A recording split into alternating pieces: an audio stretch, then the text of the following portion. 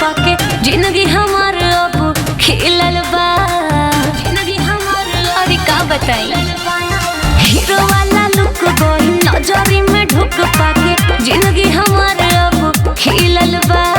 सुने तारू सखी रे मन बसिया मिलल बा, लभर रंग रसिया मिलल बा।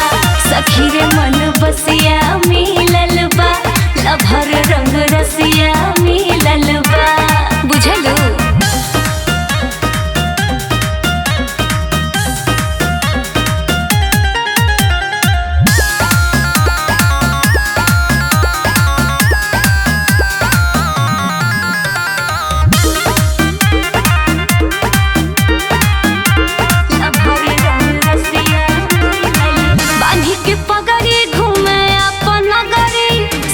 चलावे चलाना हो, हाजिरी लगावे आगे दरबार में बड़े बड़े लोग पुलिस थाना हो।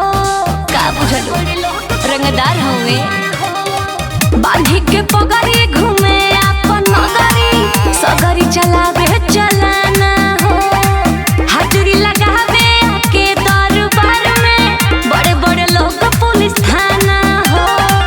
एही अदा पे होई मान हिलल बा, सखी रे मन बसिया मिलल बा, लभर रंग रसिया मिलल बा।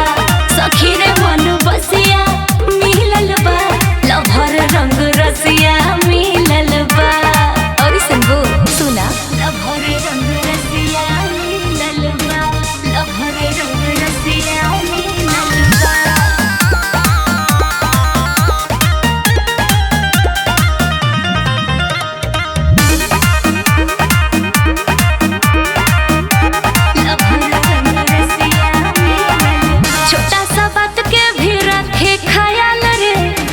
जवाब हर सवाल के, हद से भी ज्यादा प्यार हमसे करेला, रखेला बहुत संभाल के।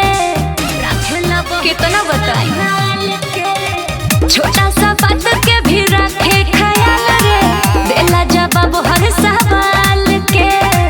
हद से भी ज्यादा प्यार हमसे करेला, रखेला बहुत संभाल के।